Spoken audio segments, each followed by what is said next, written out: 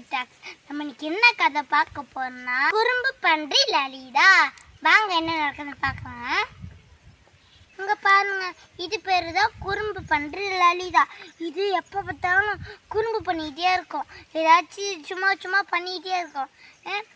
அது இந்த பன்னியை வளர்க்குறது அவரோட ஓனர். இவர் தான் பாருங்களேன், இவர் பேர் மினி. இங்கே பாருங்களேன், ஜாலியாக விளையாடும். அப்புறமா நியூஸ் பேப்பரை தான் போர் அடின்னு பேப்பரை தான் களைச்சி போட்டு ஜாலியாக விளையாண்டுட்ருக்கோம். அப்புறமா அன்றைக்கி ஒரு நாள் அம்மா வந்து பண்டியை கட்டி போடு அப்படின்னாங்க. அப்புறமா மினி அக்காவும் வந்து பன்னியை கட்டி போடு அப்படின்னு 2 பேரும் திட்டிக்கிட்டே இருந்தாங்க. ஏன் கட்டி போடணும் சொல்லுங்கள். அது என் பொருட்களை ஒன்றுமே பண்ணலையே, என் மண்பானை கூஜா எதுவுமே பண்ணலையே அப்படின்னா. ஆனால் கேட்கலையா அவரே. போங்க நான் தான் பண்ண மாட்டேன் அப்படின்ட்டு போயிட்டார். போனோடனே பாருங்களேன், அவர் பண்ண கூஜாக்கள் எல்லாம் உடஞ்சி கிடந்துச்சான். அதை பார்த்துட்டு ரொம்ப ஷாக் ஆகிட்டாங்கறான். பாருங்க இவர் எப்படி பார்க்குறான்னு அவர் கோவம் வந்துச்சான்.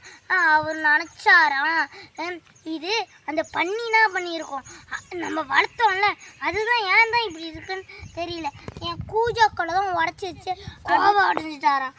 கோவம் அடைஞ்சி அந்த குறும்பு பண்ணுற லலிதாவை போய் கட்டி போட்டுட்டாங்க. அது அழுவுது பாருங்களேன். ஆனால் அது பண்ணலையா.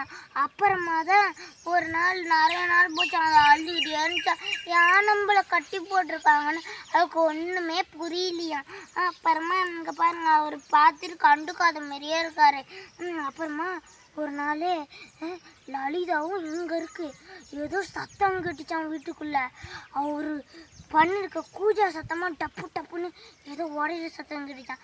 அவர் நினச்சாரான், நம்ம லலிதாவும் இங்கே இருக்குது, அப்போ யாராக இருக்கும் அப்படின்னு போய் பொறுமையாக போய் பார்த்தாரான். அப்புறம் ஆரஞ்சு கலரில் மியான்னு சத்தம் போட்டுச்சான் ஒரு பூனை.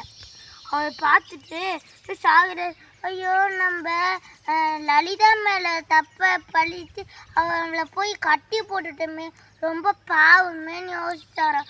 இப்பயே போய் அவுத்து விட்டாராம். லலிதா போய் அது துரத்திட்டே போனாலாம் லலிதா அந்த பூனை பின்னாடியே. அப்புறமா அந்த பூனையே போயிடுச்சான். அது ஜாலியாக திருப்பியும் அது குறும்பு பண்ணுறத ஆரம்பிச்சுக்கிட்டான். பாருங்க, இந்த கதையிலேருந்து என்ன தெரியுதுன்னா, எதையும் முழுசாக தெரிஞ்சுக்காம யாரையும் தண்டிக்க கூடாது. நன்றி. இதுமாரி நிறைய வீடியோ பார்க்க கபிடாக்ஸ் சேனலை சப்ஸ்கிரைப் பண்ணுங்கள், லைக் பண்ணுங்கள், ஷேர் பண்ணுங்கள்.